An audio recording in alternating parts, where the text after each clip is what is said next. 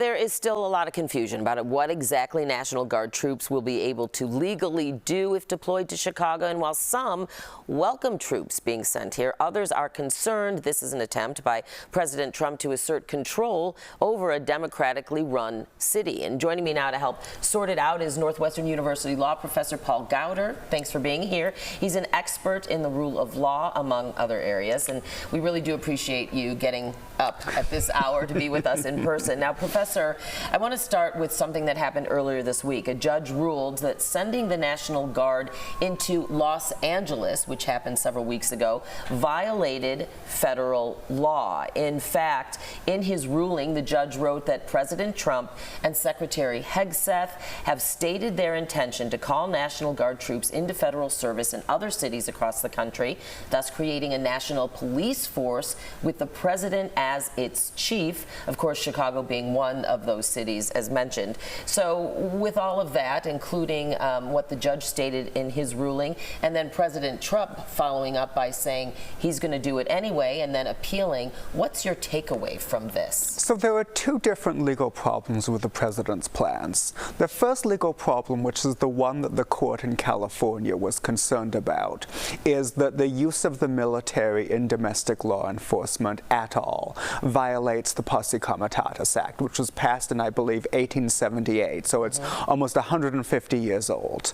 The second issue is, even if they found an exception to that act, the federal government still doesn't have authority over day-to-day, street crime, carjackings, muggings, whatever. Our Constitution reserves that authority to the state. What is your takeaway from the fact that the president, hearing this, reading the ruling, you'd hope, still said he's going to do it anyway? I mean, it's a really concerning reflection of just the lack of respect for the legal process and for the judiciary. I know one thing I talked about this, and we've been talking about it all week, or for weeks now. What exactly, if troops are deployed here, what exactly can they do and not do?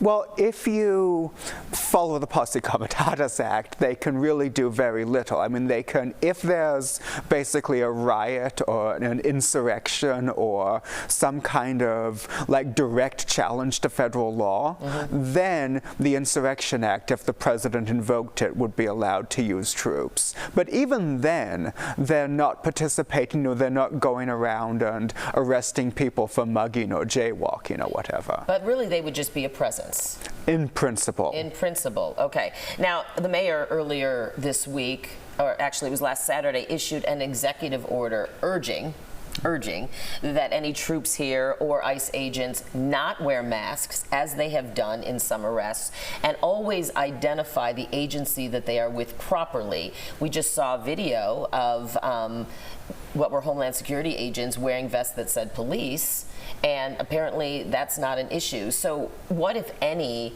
obligation do these federal troops or agents have to listen to what Mayor Johnson wants? And is there any recourse if they do wear masks and they don't properly identify themselves? That's a really challenging one. So, Mayor Johnson doesn't have the authority to dictate the rules for federal officials, of course. But, the problem with the masks is that it really insulates the actions of individual people from democratic accountability and community criticism, and that's just incredibly inconsistent with our principles of democratic law. And finally, this is a big question, and you don't have a lot of time to answer, but overall, what are we, about 8 months in now, do you believe that President Donald Trump is following the rule of law or shirking it?